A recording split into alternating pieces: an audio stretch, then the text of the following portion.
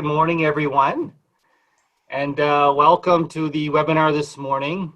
As most of you know, it's part of a series of webinars through the CHSSN Leadership Development Program, and this is the webinar number 3.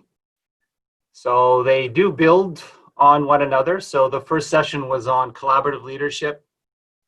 The second session was looking at value-based leadership. This session today is looking at partnership development.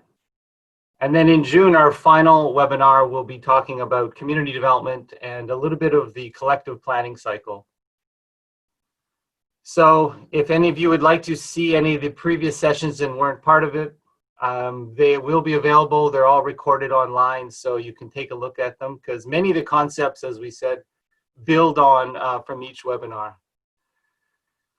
So I just want to welcome you all again, and you'll see up there on the top right-hand corner, CHSSN. We're super excited to be celebrating our 20th anniversary this year. So hopefully maybe most of you have received our newsletter actually in the last few days. So there's a little bit of information on the back of that on the history of the CHSSN. The webinar is brought to you through our ERCC program. So it's Enhancing Regional Community Capacity. And then the bottom logo, obviously, it's the Secretariat, and they are funding the ERCC program. And this webinar series is supported and funded through this initiative. And you'll see the main presenter today is myself, and Jen is providing all the background and backup support for me. All right, so let's get into it. My goal is to finish in 1 hour with you all, because it does get long for one person to talk. It's me talking and you all listening 1 hour on Zoom. I think it becomes long enough. So we'll try and keep it within 1 hour. And please use the chat function. So if you have any comments or any reflections as we're going, any information you want to add, please do so. Many of you have all kinds of experience in partnership development on this topic today. And I realize I'm talking to people who have a variety of experiences. So in many ways, what I'm talking to today is around partnership development, and a lot of you in our network have contributed to how we define partnerships and the way we go about doing partnerships. So I want to recognize the efforts you've all made today, and well, it's humbling to present information that many of you have been involved in contributing in the development of this over the past decade or so. So let's jump into it. The agenda for today, I'm going to go quickly through the CHSSN Leadership Development Program. And obviously I'm going to start off by talking just generally some basic definitions and concepts around leadership or around partnership development. We're going to talk about some of the benefits, obviously, but also there's some drawbacks to it. So you will hear me maybe surprisingly talk about some of the drawbacks and maybe the reasons why we would not partner, and why partnerships development is a choice. And there's an analysis that we need to do in order to effectively assess whether it's the right partnership. So that's the fourth piece that we're getting into there at the bottom. So I'll hopefully take us all through all those things. And I must say, prior to getting started, that these webinars are basic introductory webinars. They were designed specifically for an introduction to the topic. So many of you might be searching for more complex and more comprehensive type of training. And we were thinking of offering a second webinar series, maybe in the fall, that would build from each of these topics in a more in-depth way. So if you have lots of experience, and just join us today in having a nice revision of some of the information that you know already. All right, we'll move on.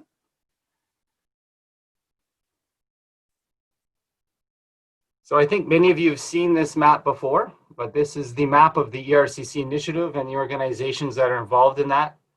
So I just want to give you a little view of that, the organizations, and that our leadership development program main target audience are these organizations. And we're really happy to invite all kinds of other organizations on the call. And yeah, so we'll move on.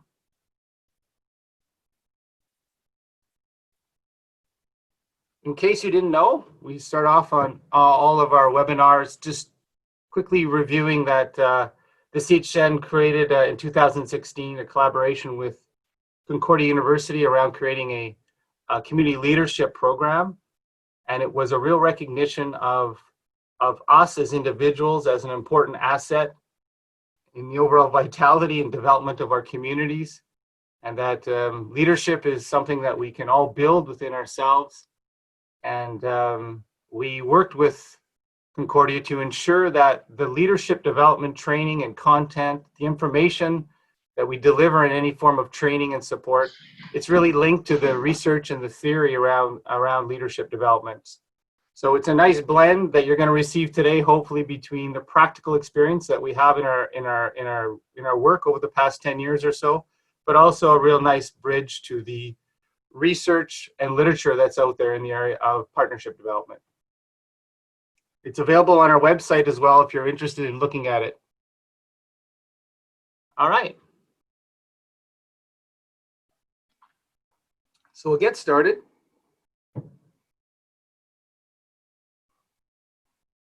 I think maybe most of you by now have seen this model. Certainly the idea today is to demonstrate the model, but not get into too much detail around talking about the each element within it. Other than I'd like just to draw maybe your eyes to where you see right in almost the heart of the model, intersectoral networking and partnerships. So back in 2012, the CHSN met with many of the organizations that you saw in that map, and it took about a year consultation to develop a collective vision and development model that we all could say that while all our regions and organizations, we have unique challenges and differences. However, collectively, this is what we've agreed to as our collective vision as a broader network. And partnerships development was the key aspect of this model, and it's driven much of our work over the past over a decade. And obviously, given that we're a minority community, partnerships with the majority community is a key aspect to our long-term success, as we are all trying to, yes, build resources and services, sometimes from our own organizational perspective, but a lot of our work is trying to support and encourage our majority service providers, and them in building pilot projects and partnerships with them in order to improve services and support and resources for our community. So this model was really built on the partnership that we would be creating with majority community, as well as the collaborative and partnership development work that we create within our own minority community. Next. So how do we implement these broader community mobilization model? So if you are part of the MPI or ERCC network, you would have seen this model, and you've heard some of my training and Jen's training around this model. These are the 5 strategies around community mobilization within our minority community and the English-speaking community, defined by the CHSN and our networks. So over time, we've looked at what are those aspects that are critical to our long-term success. And if we were to apply these similar strategies time and time again, we would get the greatest impact over a decade or so of work. I'll go through them quickly. And obviously, you'll see partnerships is a key strategy in community mobilization. Obviously, networking is really important. You'll see up on the left corner. We need to get ourselves known to majority community stakeholders. Obviously, it means we have to go to meetings, we need to attend events, we need to send letters, briefs. We need to be doing things where we're meeting face-to-face and building relationships with majority and our own minority community partners. If we're so lucky and we get invited to sit on tables, representation becomes a really important aspect of our work. Being on tables is where we try to get integrated into the majority stakeholder action planning and policy development, when they're designing programs and services that they can think about the English-speaking community. And I know many of you are on different tables and representing our English community and doing an awesome job at that. All of these pieces I'm talking to you about now are day trainings in themselves. So obviously we're not going to get into them in detail, but I just wanted to show you the 5 key components. Knowledge development, obviously our own experiences are super important when we're talking with people around the priorities and challenges of our community. But going beyond that and creating socio-demographic profiles, evaluation, research, forums, needs assessments, any way where we can build a current evidence base and knowledge base around the needs and priorities helps us move into the 4th strategy, which is what the theme of today is partnership development. This is often viewed within our network as a way to develop a pilot project or a demonstration project where we're testing and innovating something new that obviously hasn't been maybe done before with a majority partner.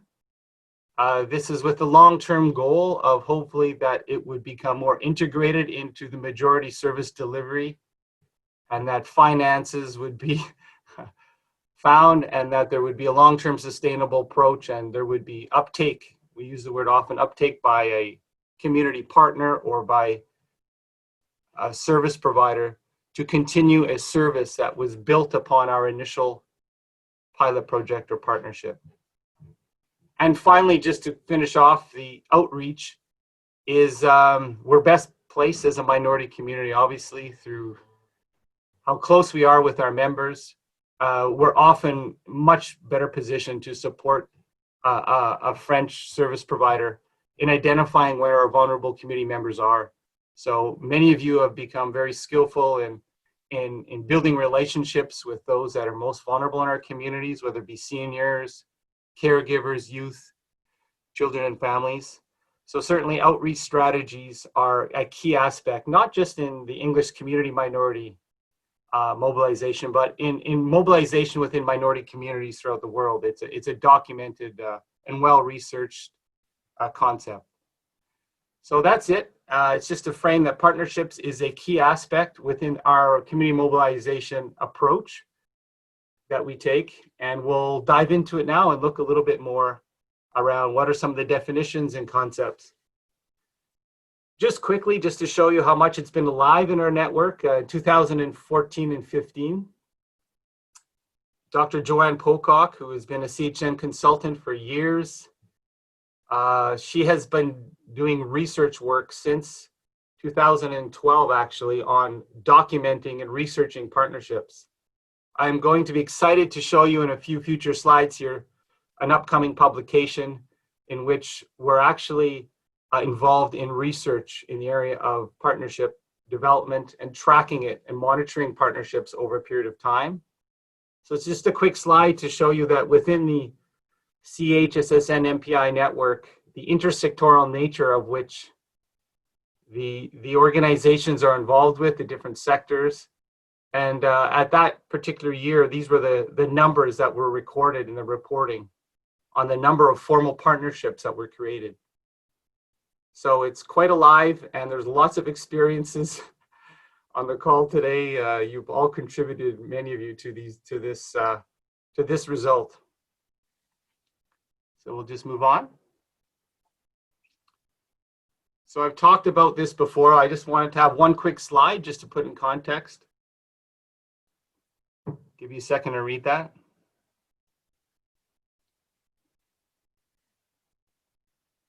So I think many of us know the importance of partnership development. However, within minority communities throughout the world, partnership development is cited as a key strategy. Obviously, there are many, many reasons, but one important one, as we talked about before, it helps us in testing and piloting new approaches with majority service providers. One of the best ways we can engage in terms of developing and improving services, resources, supports for our community is to reach out to those partners and to propose and create a pilot project, something that can be documented and evaluated that can hopefully show that there's a new approach that you've been involved in that can maybe stick and have uptake by the system. Just in the chat box, if we could go back, Jen, just to kind of get a bit more interactive. If you want to write in the chat box, maybe a few other reasons why you think partnership development would be so important, in particular because we have our minority status. Go ahead if any of you just want to write any thoughts you have.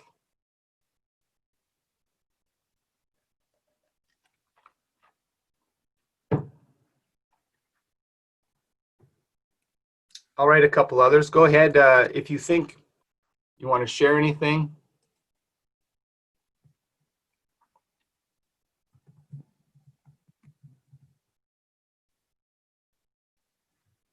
So Holly shared pooling of resources, better able to reach people from other networks. Absolutely.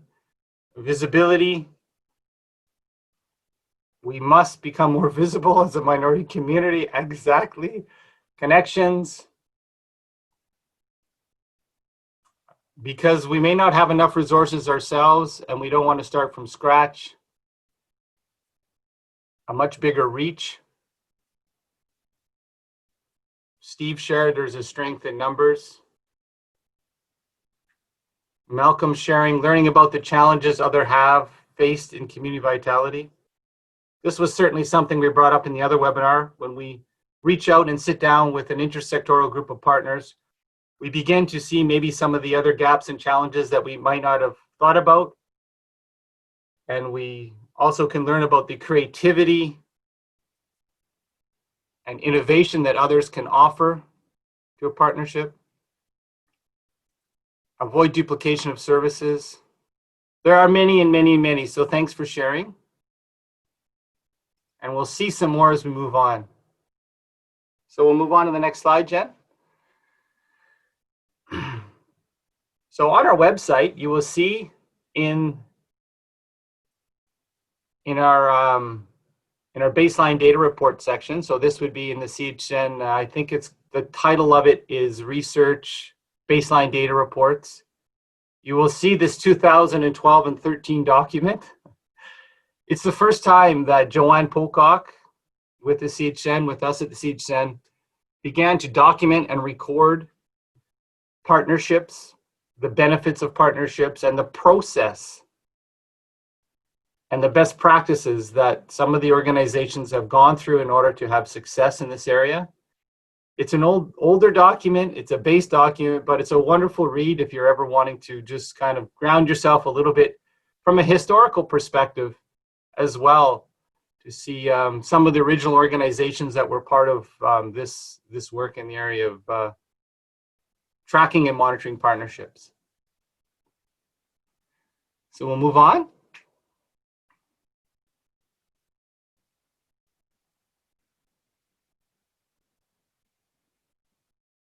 So now we're going to jump to 2019, and you'll see Joanne Pocock, Research Consultant 2019 there. The original document in the previous screen was the first publication. Joanne has recently, there's an upcoming publication. This is the new model, an updated model, and I'll just take you through it really quickly. Today's not really to go through in depth with this model. However, for those of you that attended our past NPI retreat, we did a hour-and-a-half session on this particular model. You will receive obviously the PDF, so you can take this back and look at it. But when Joanne consulted the NPIs across the province and began talking about the stages of partnership that they go through, these were the common themes and words that came up. So it's documented based on the practical experiences and realities of our communities. Number one, obviously it follows very similar to the community mobilization, those 5 community mobilization strategies, but it's engaging and understand community through sharing information with community members. Obviously, developing a common vision and strategy is an important key step. identifying joint goals, brainstorming. This is a fun phase for many of you that you go through. Obviously, the partnership's not established at this point. Sharing knowledge and information. So you're still learning about each other, learning about their priorities. And then you may move into a partnership planning process. So stages 1 to 3 are a lot of the preparatory things when you're obviously even analyzing whether or not the organizations and people around the table are the right ones for your partnership, if it will be successful, if you have similar goals and values, can you get along with each other over the course of the partnership? If all those work out, we move into more of a partnership planning phase. Quite often we're clarifying roles and responsibilities. You might have a committee, steering committee that's developed. Then there's an implementation phase. And then it moves right from back to reviewing, coming back together as steering committees to review the progress that you're going through. And hopefully, if we've looked at it right from the beginning, there'll be some way of seeing if it can be integrated or sustained. Or even number 8, there's some kind of partnership expansion so that the original partnership has grown to a bigger and greater level. So if any of you might be interested in learning a little bit more about this, certainly Jen and I would be happy to do a Zoom call that lasts maybe about 1 hour. We could go through some of these stages and have discussions with you and seek, what are your experiences that you're having. So we'll move on to the next slide. And there she is, Joanne Pocock. Upcoming publication, so we'll send this out to you all when it's officially published. I think it's in the coming months. So this is where Joanne is taking, well, you see the graph, the pie chart in previous slides. Joanne has recorded the number and type of partnerships since that time and has been involved in longer term research work in this area, as I mentioned. So we're happy to be involved with Joanne and looking forward to the upcoming publication. All right.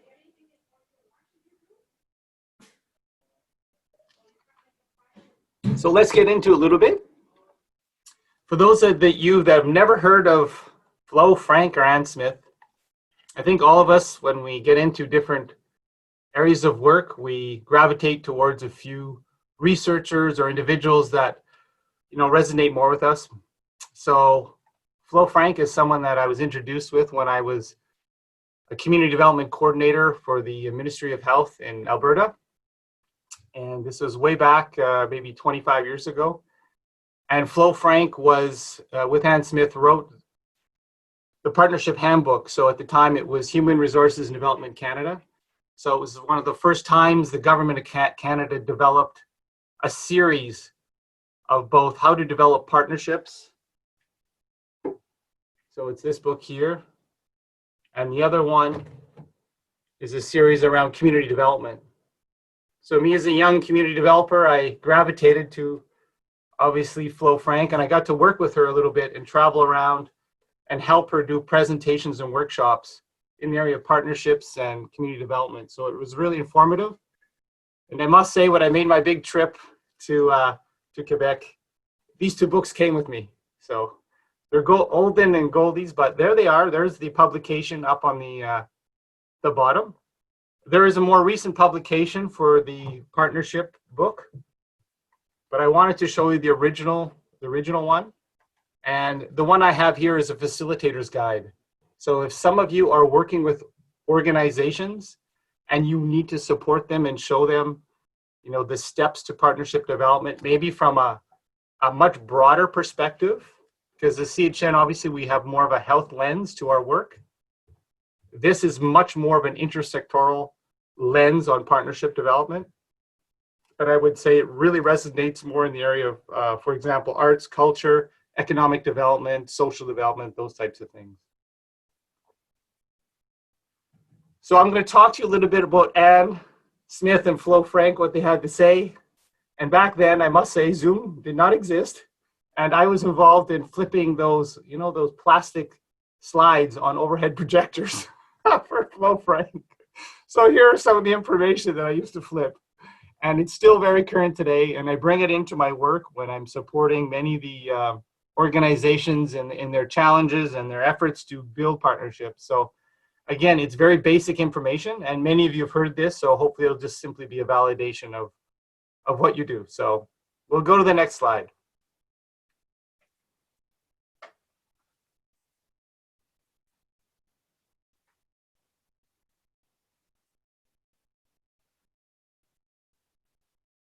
So just generally, partnerships are about people working together in a mutually beneficial relationship, and oftentimes doing things together that might not be able to be achieved alone.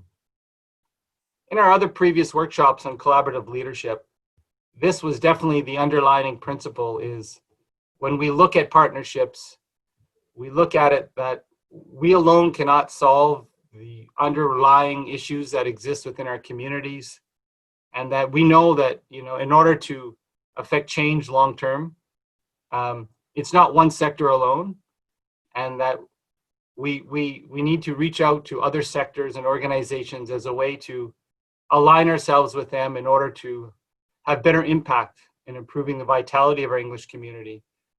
And so many of you said that in the chat box earlier today. Next slide.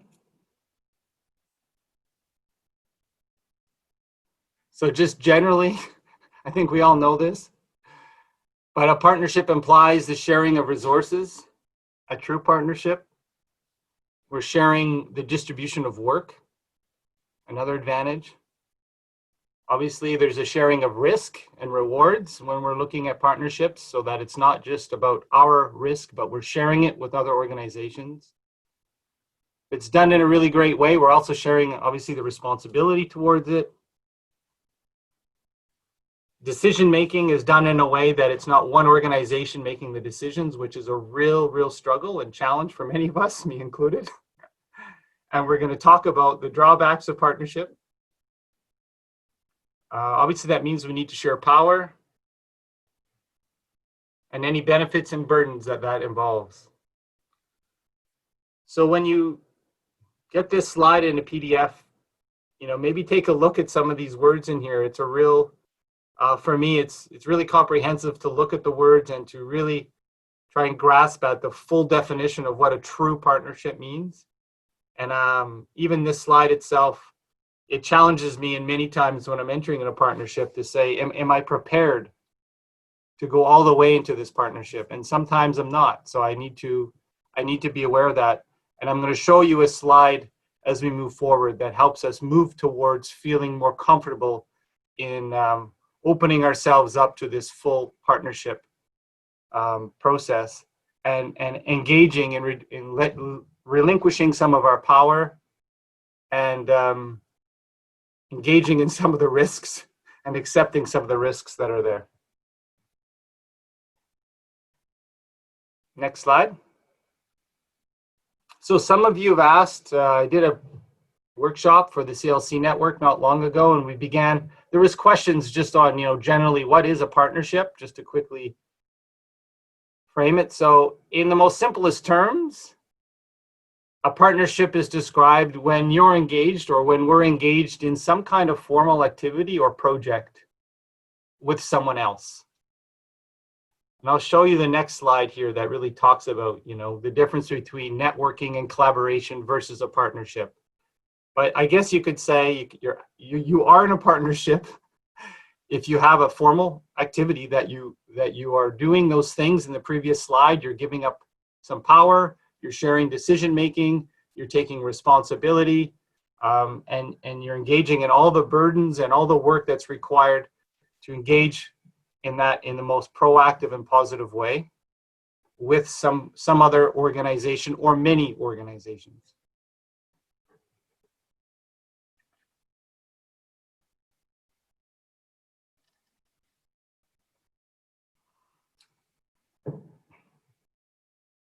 Many of you have received some training through us or through directly registering to Tamarack conferences and workshops.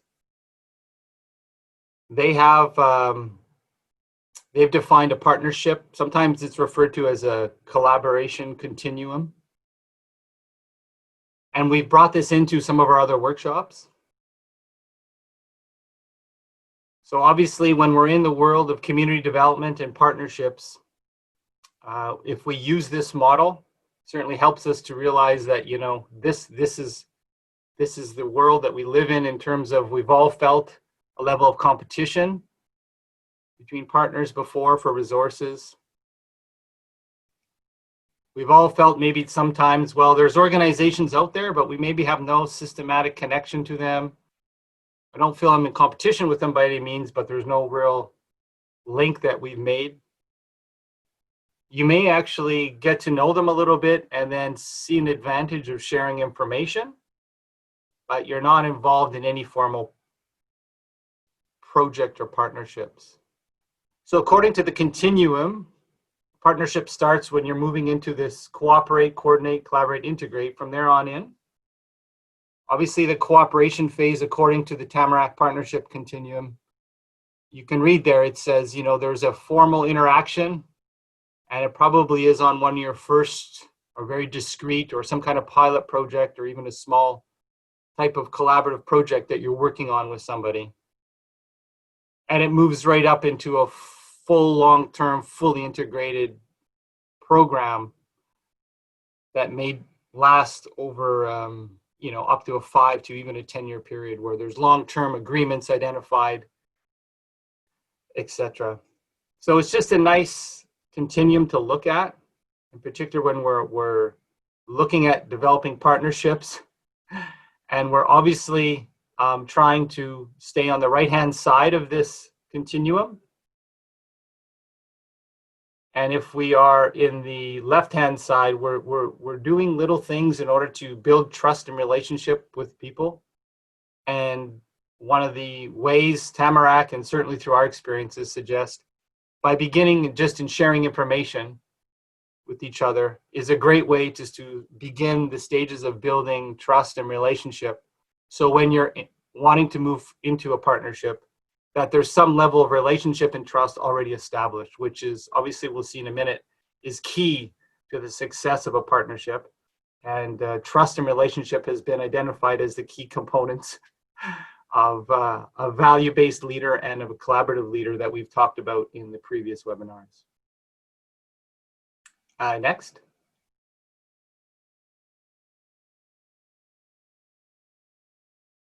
So now we're going to talk a little bit about some of the benefits and drawbacks of partnership, as well as the analysis of partnership. So in other words, many of us have coined this phrase, is that partnership is a choice.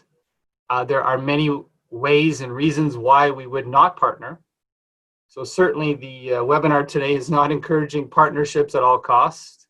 It's actually encouraging quite opposite, saying partnership is constantly a choice.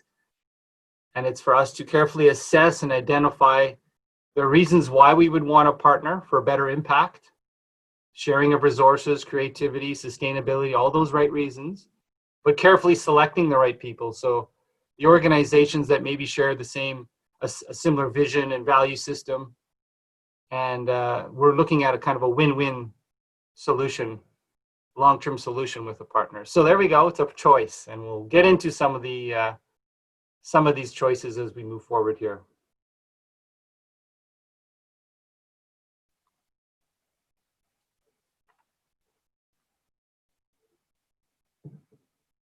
So a few slides. When I work with many of the organizations and we talk about partnerships and we talk about should we get into them, should we not get into them,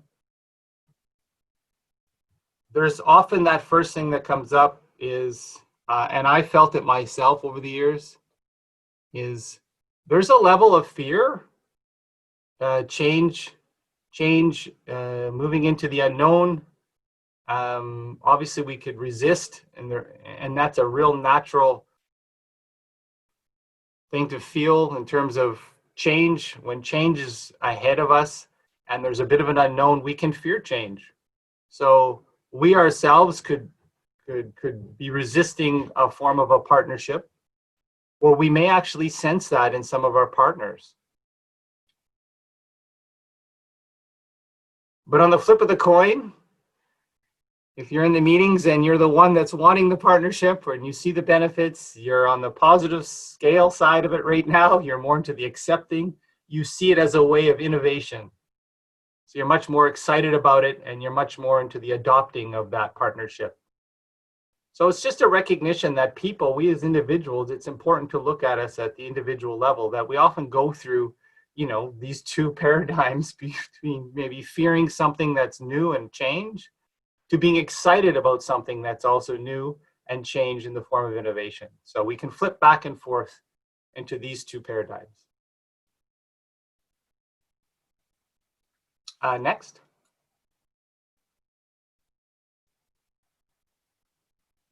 Just to continue on, Flo Frank in her teachings when she was talking about, this is many years back, often talked to in terms of vulnerability.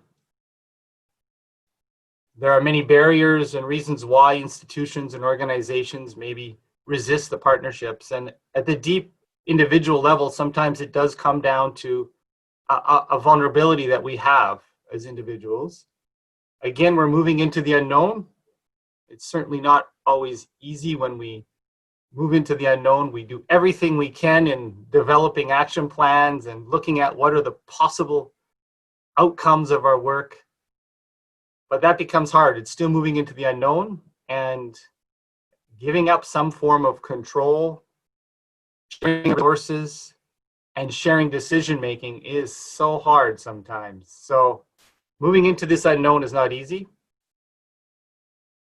Partnership means giving up some control, as we said, and it leaves us, in many ways, it can lead to a feeling of vulnerability.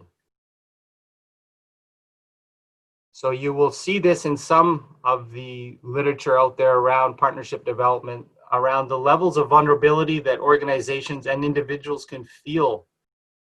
And this could be the underlying reason why many organizations or people might be resisting. It's simply a level of vulnerability that we feel. So how do we address the vulnerability?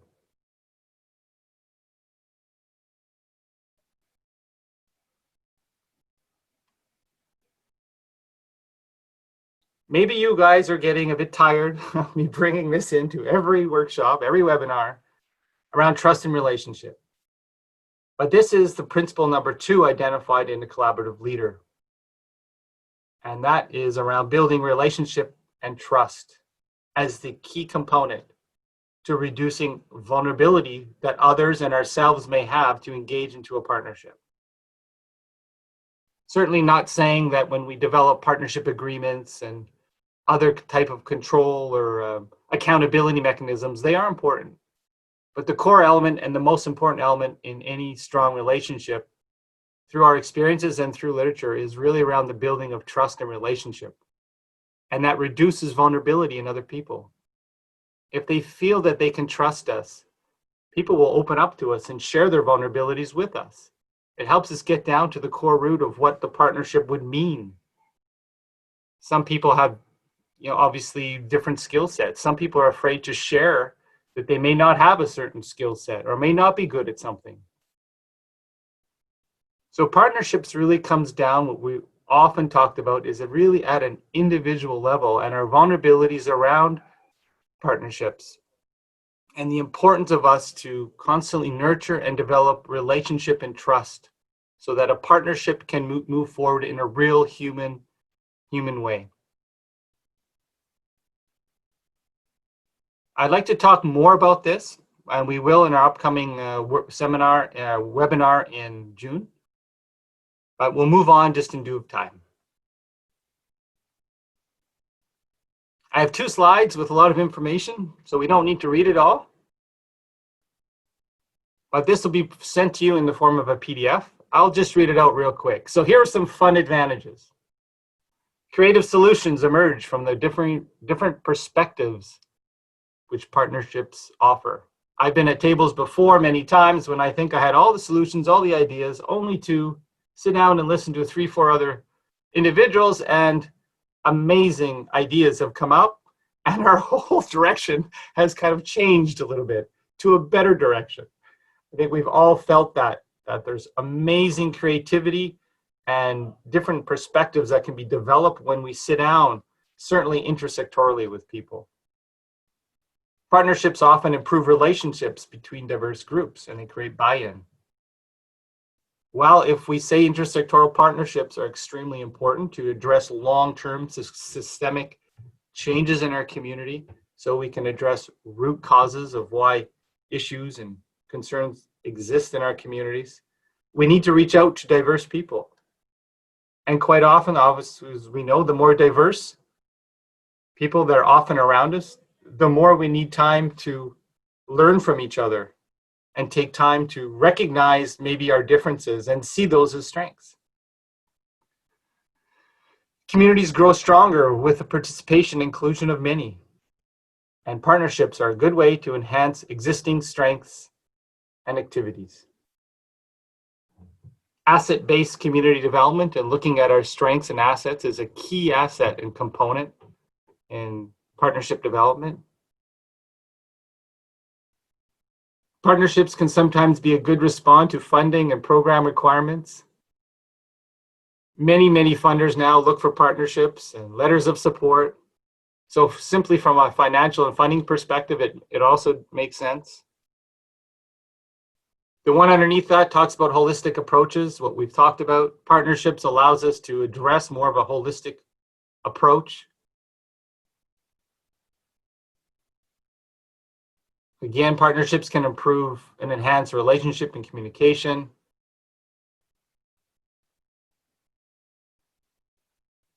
And as we've all felt it, we've been left out of partnerships and collaborations before, where we may feel like we should have been part of them. So it's up, obviously, to us as good developers and community developers that we're often looking at those organizations that might be smaller organizations, and sometimes they're overlooked. But if we were to engage them, they have some amazing volunteers and individuals that can contribute some of their time and energies and talents to our partnership.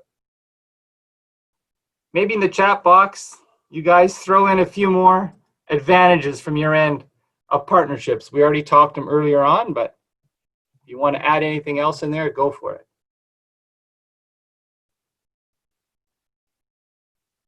I see some of you have been writing already.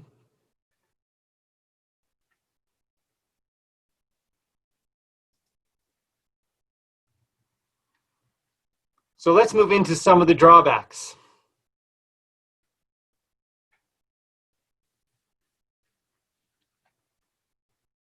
Many of us have been in partnerships where we're thinking about moving into some kind of collaborative joint effort with somebody, where we may feel there might be a different value system, maybe different goals. It just didn't seem to fit.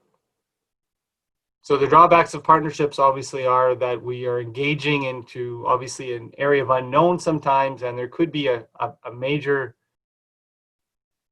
conflict or contrast between the way we view community, we view the process of developing community, and our value system could be quite different. Partnerships, obviously, there can be internal conflicts once they get started. We're all humans and individuals. So we need to be equipped to be able to deal with any kind of differences so they don't escalate into a conflict situation, and be very proactive before it moves into that. But it's certainly a drawback. It takes time and energy, and it exists in every partnership. As we know, we've all been through it. We're all human, and we're all engaged in human interactions, and we don't have the same opinions. So it takes a good animator, developer, in order to have a process in place to ensure that everyone's voice is heard, and we are engaging in conflict resolution strategies from a preventative perspective. There can be a problem with power and status differences. I think we've also felt that too. Certainly if we're in partnership with government, where they're our funder, sometimes we can feel that we're in partnership, but the decision making does not lie in our hands. That's not always a nice feeling, because a true partnership is around shared decision making. So we're carefully analyzing our partnership, and there's problems with power and status often. Some partnerships don't have the commitment, obviously, to hold it under strain. So resiliency, if there's no true commitment, obviously at the beginning, and you're sensing it and you're moving into it, if you get into some roadblocks or bumps along the way, it can easily go in the wrong direction quick. So that's another drawback. It's a lot of work to work with different organizations, and resiliency, and you're putting ourselves to the test at many times.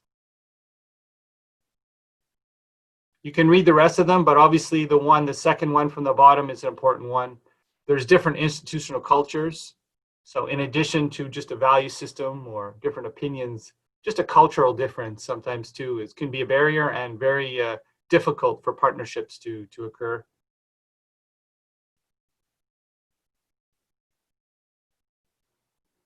So many of you will have some of your other drawbacks. There are many. I'm certainly not advocating that we should not engage in partnerships because of these drawbacks, but I think it's certainly something we need to think about prior to moving into them, because there are many drawbacks, and partnerships is certainly not something that we should be taking lightly and thinking that it's something that's easy when we get into.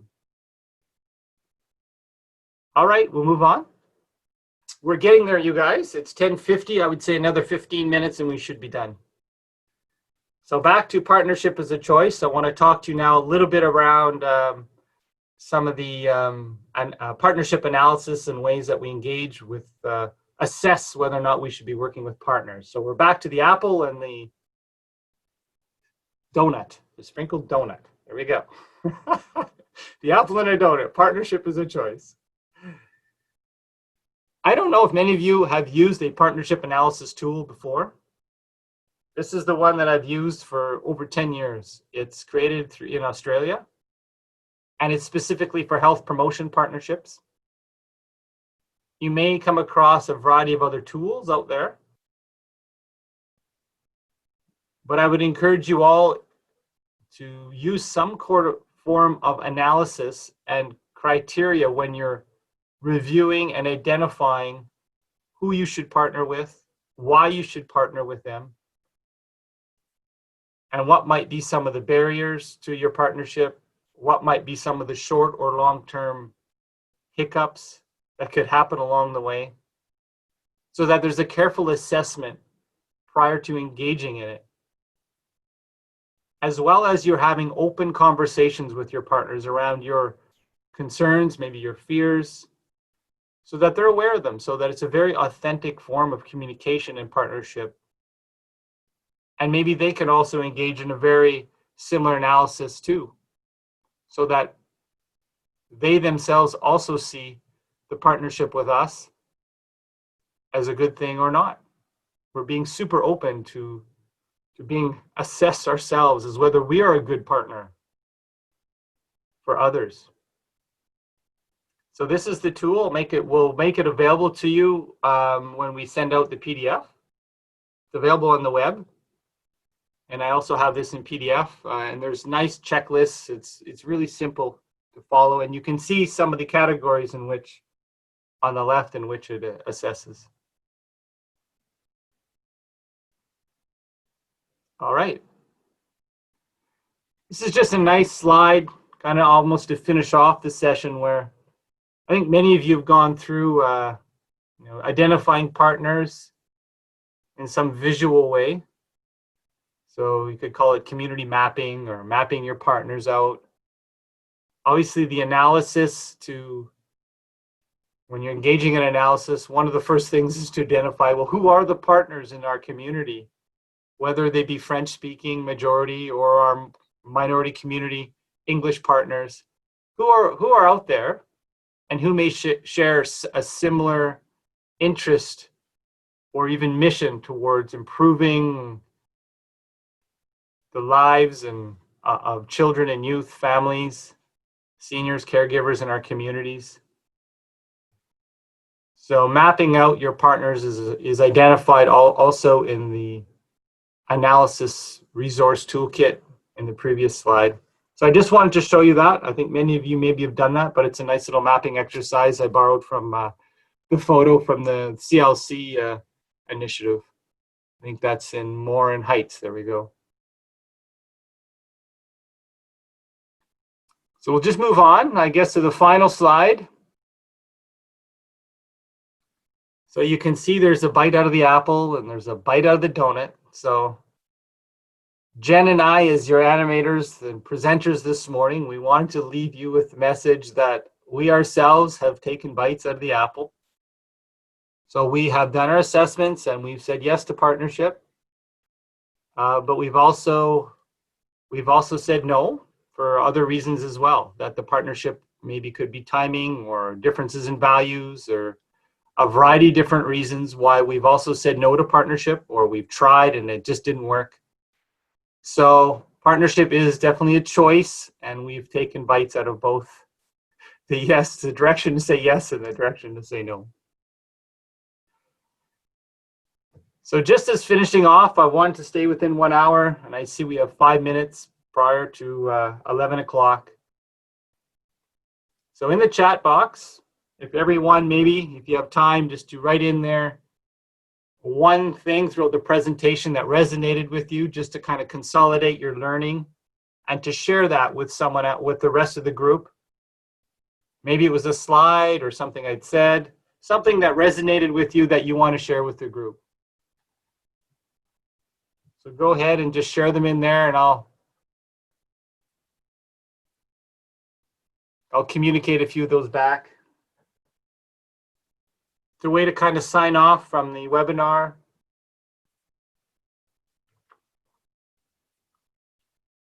Riza from Montreal. Not all partnerships are required to pick and choose.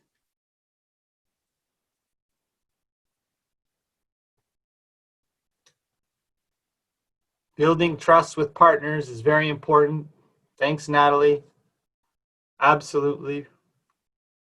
Anything else that resonated with any of you, just go ahead and aspect and the role of vulnerability when entering into a partnership. It's so key in life. Good to underline that partnerships are work and require patience and frustration. Patience for many can lead to good and exciting things, but it's a reality. It takes time. Need to assess whether I'm a good partner. Absolutely.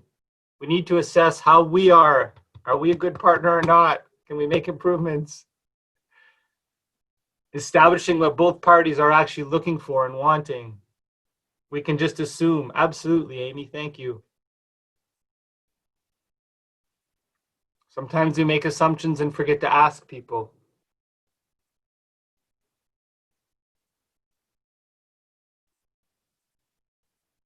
So I wanted a true partnership is balanced in both the pros and cons. Thanks for that, Kate. So as you're putting out more comments, thanks for all that. I want to turn it over to Jen to see if she has any final comments around follow-up. So I'll turn it over to you, Jen, and then I'll just finish off saying goodbye to everybody.